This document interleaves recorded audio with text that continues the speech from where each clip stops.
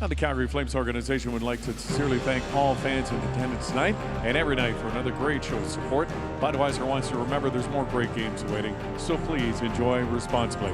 Calgary Flames back under Scotiabank Saddledome Monday afternoon, February 21st, when we take on the Winnipeg Jets in the Club Flames game. It's going to be a lot of fun. Note the game time is 2 o'clock. Head to calgaryflames.com for all your ticket information.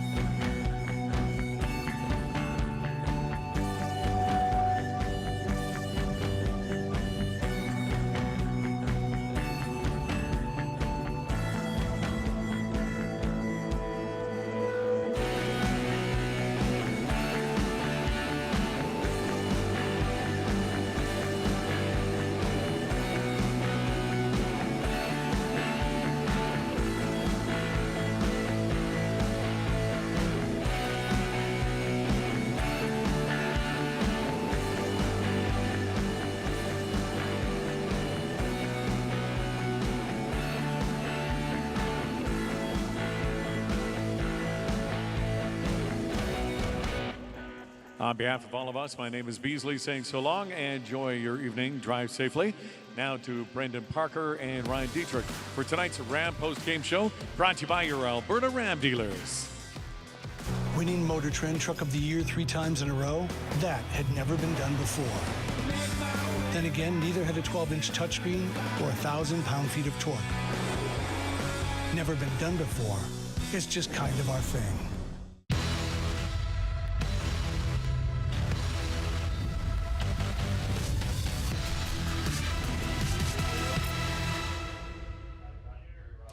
Calgary Flames post-game live brought to you by your Alberta Ram dealers. The Calgary Flames 2-1 winners over the Seattle Kraken here tonight. Much different in terms of scoreline that we've seen here over the last 4 or 5 games here at the Scotiabank Saddledome, but the end result is all that matters, and it is another victory for the Flames. Make it 9 consecutive here, obviously extending that season-long streak, the longest active one in the NHL, and 9 straight on home ice. So, you know, another win.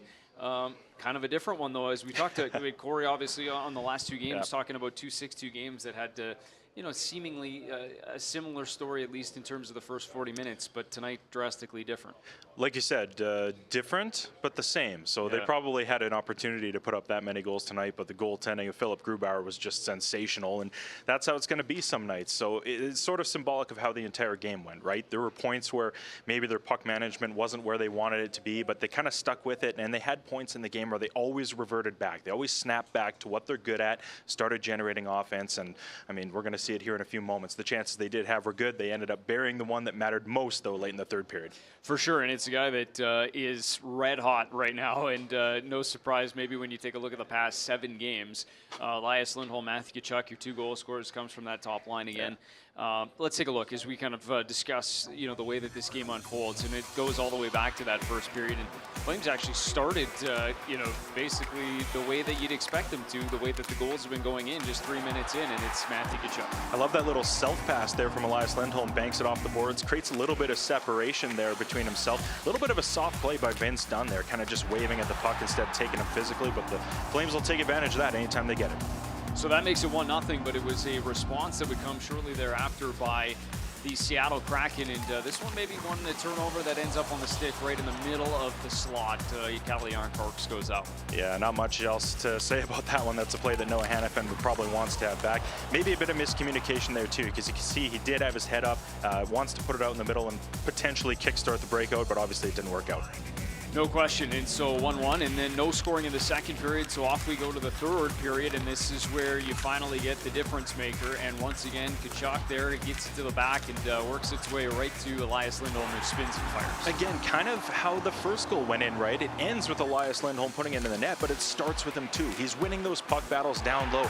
He's making those give-and-go passes and creating offense, and he's starting to just get an opportunity by creating that space, right? Giving the separation between himself and the defenders by opening up lanes, creating passes, puck movement. That's what it's all about. Yeah, no question. And, maybe before we dive really into the rest of the game, I think, it's probably fitting to talk a little bit about Elias Lindholm because, how can you not? It's been incredible, right? Yeah, it's a career-high 7 games goal-scoring streak, 8 goals in that span. What have you seen from Elias? And nothing new. I think Flames fans have grown accustomed to it, but when you see that goal production come with it, I think there's probably an element of reward to the game that's been so consistent. Yeah, very similar to what we saw in that last highlight, right? When he's on his game, those are the things he's doing well. He's getting in the trenches and battling for pucks, winning those battles. And, it's about, it's about time for him to get his due, but the fact is, Elias Lindholm is a real driver on that line. Yeah. We've talked so much about Johnny Gaudreau and Matthew Tkachuk seasons, rightfully so, but this is a guy that is really the straw for that line. He's your center iceman, so he's handling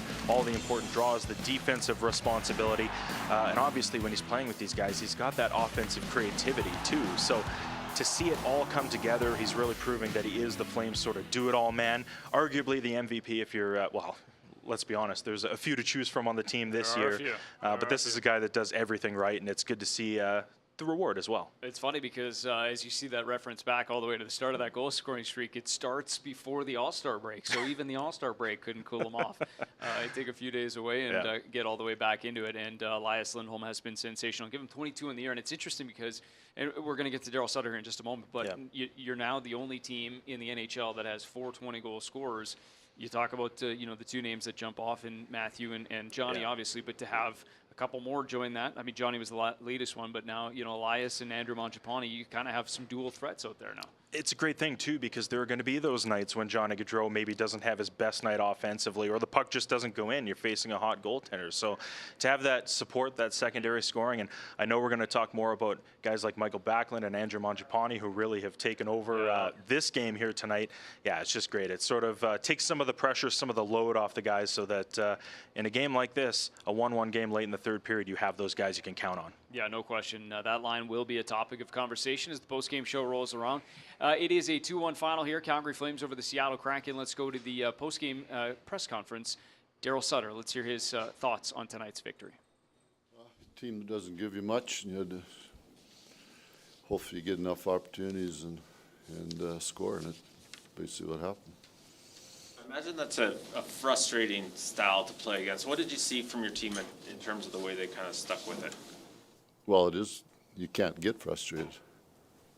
The fact is, when you pre-scout that team, they give up, what are they, 3rd or 4th fewest shots in the league and 3rd or 4th fewest scoring chances. So the reason that they're not a little higher up in the standings is they didn't get the goaltending early, and now they're getting it. So you're going to play close games. You better get used to it. Some of these winning streak games, they've won by 3 or 4 goals. In this case, it was just the goal. What does it say about this team that can grind out these 1-goal victories and the higher scoring games? Well, as you say, but you got to win that game then, because if you're used to just lately you've scored some pretty goals, right? So you think you can pass it into the net, and if you think you can do that against a team that plays a grinding game, you're not. So. Do you feel that's sort of a difference with your group this year compared to in years past where... No. I wasn't here in years past, so I just knew from watching them. What is it about Elias Lindholm that gives him that knack for... It seems like when you guys really need something, and it's oftentimes him. Well, that's what Lindy's. I've said that lots. He's a really good player, and he's got a really good shot, and he's got a really good feel for the game in terms of finding that seam. But there's some chemistry there if you look at the line. They scored both goals tonight, and that's, again, it's a concern for a hockey club in hard games. You need some more guys contributing.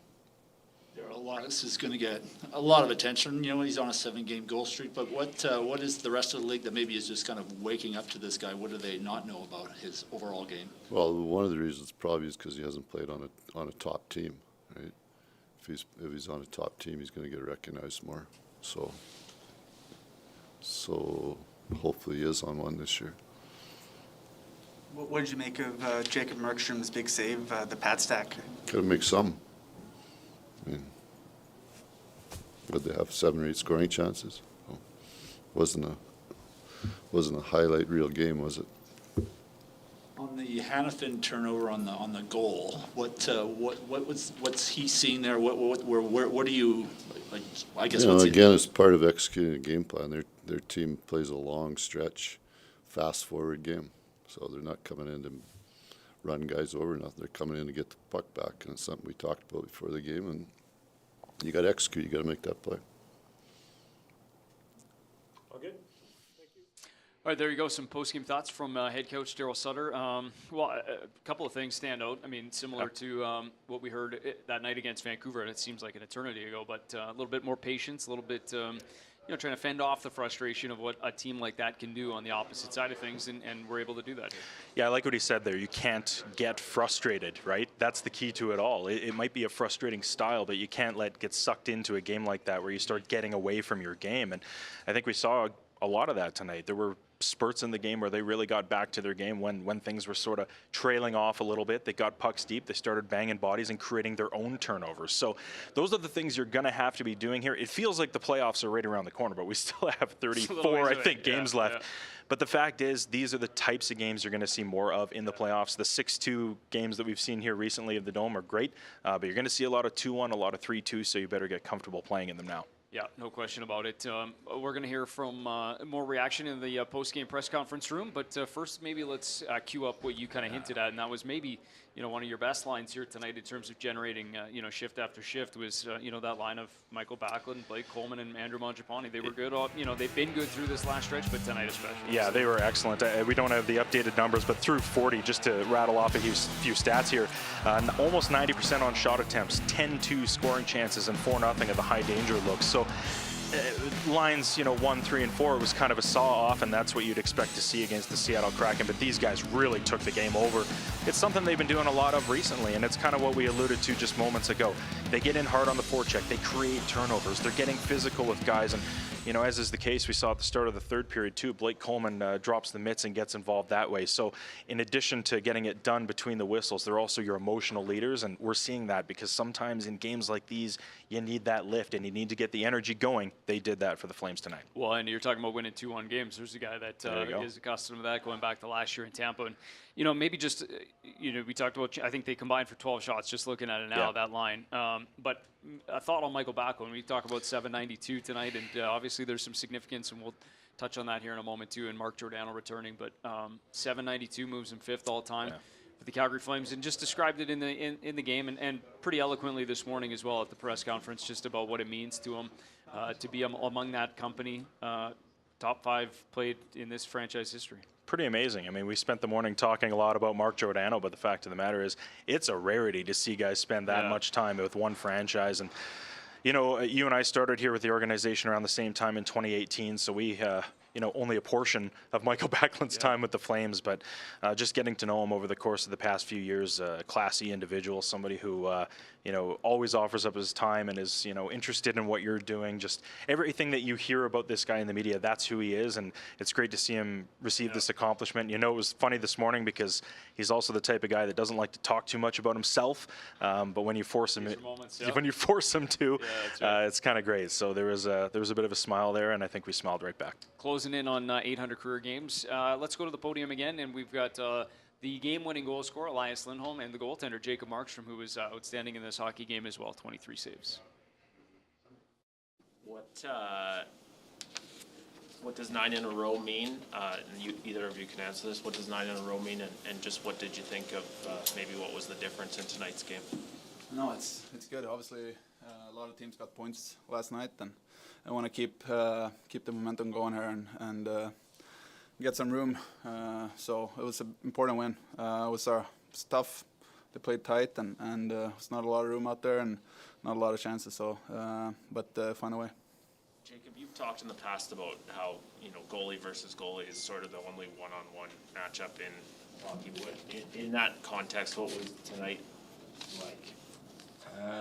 Well, I thought we obviously had the majority of the shots and majority of the chances. They had they had a few chances, not too many, but I mean, just to kind of keep the scoreboard lower on my side and then on the other side, that's, at the end of the day, that's what it comes down to. But, I thought we played a really, like Linda said, it's tough to play against these guys, and they don't give a lot of room, and they kind of blow guys and play the stretch passes and try to create scoring that way. So, you got to be mentally ready and not, kind of drift away mentally.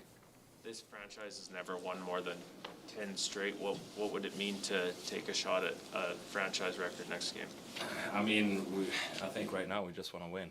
You want to keep winning. I don't think anybody's looking at that, but we want to keep the momentum and keep getting 2 points. That's the only thing that matters right now. So just a kind of short memory, and right now we gotta look at the next game and get ready and prepare, and it's gonna be tough. So that's kind of how we look at it.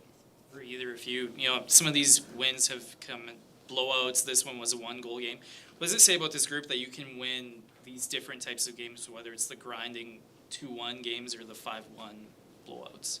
No, this is a good league. Any team can beat anyone out there, and obviously we were on a roll there and won with a couple goals, but the reality is you're not going to do that every night, and it's going to be nights like this where you have to find a way and keep grinding, and when the chances come, you got to put them in, and today we did. There are nights like this, you mentioned that, where the goalie, like Philip Grubauer, playing really good. You had that pass to Johnny early third, and I think Larson got in the way of that one. What's the challenge in a night where it seems you can't get one in, and like how as a forward group, how do you kind of battle through that? No, it's tough. Obviously, we go on kind of early there in the first, and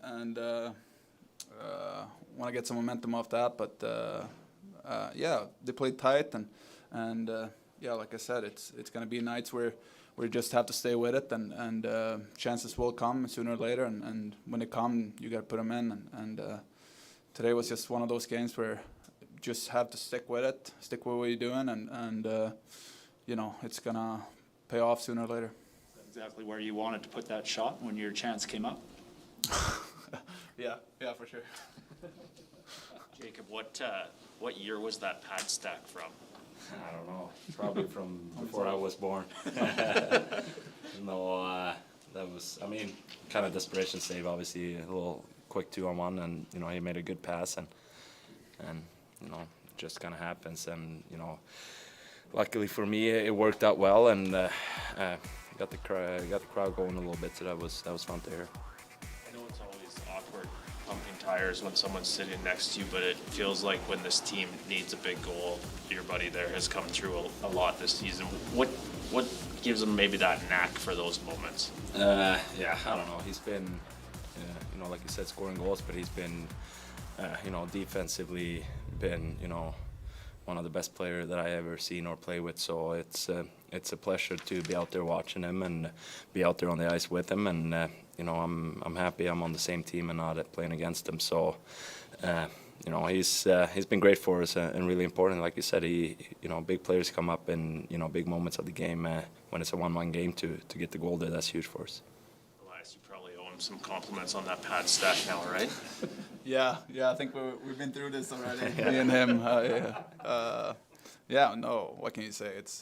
It's amazing to see, and like I said, that one time we were here a couple of weeks ago, it's crazy how it doesn't get the people see him how good he is, and he should be up there for Vesna if he keeps going like this for sure. Thanks. We call it the Ram 1500 Limited. But truth be told, there's nothing limited about it. Ram 1500, winner, J.D. Power Award for Best Driver Appeal.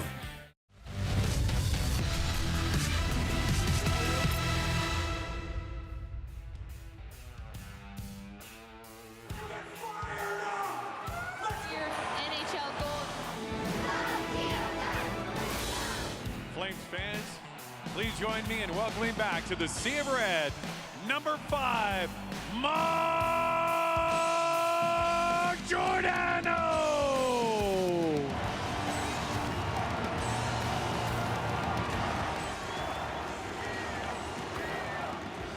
Well, this is how the evening started here at the Scotiabank Saddledome. Of course, this is much anticipated. Originally, this date was to come on December 23rd. The captain, former captain of the Calgary Flames, current captain of the Seattle Kraken, makes his return to the Scotiabank Saddledome. 949 games as a member of the Calgary Flames, the first time playing in this building as a visitor. And, I think that kind of lived up to the moment in terms of, the opportunity for Flames fans to salute a guy that they've cheered for a long time. A huge member of this community, as we know, have done so much great work, him and his wife, Lauren, and their family. And, great to see him come back and at a moment richly deserved there for Flames fans, but also for him himself. Yeah, we got a bit of a taste of it in the preseason, but This is kind of what we were all waiting for, too. And I know both of us, we are down here by the locker room, but we took a peek out at the Arena Bowl during, and that was special. That's the stuff that you do this for. It gives you the goosebumps, and richly deserved. Like I said, we've only been here together with the organization for a few years, but it only takes that long to figure out exactly what this guy meant to the organization. Yeah, cool way to start the evening for sure, and then obviously a nice way to finish it too with the Calgary Flames victory here tonight, and that'll put a wrap on the post-game show. And a tidy little 2-1 victory for the Calgary Flames, extend the extend the win streak to 9 games and 9 straight on home ice as well. So. Smiles all around as you leave the building, and now just one more game on this 7-game homestand. Hard to believe that it's flown by that quickly, that you get an opportunity to run the table here on home ice with this 7-game homestand. The makeup dates from those December postponements, and seems to be going well, the games in hand. Special night here at the Scotiabank Saddledome. Mark Giordano returns. The Calgary Flames get the victory 2-1, and up next, it'll be the Winnipeg Jets, a family day affair, an afternoon matinee, 2 p.m. start here at the Saddledome. For all of us at Flames Postgame Live, thanks for watching, and we'll see you on Monday.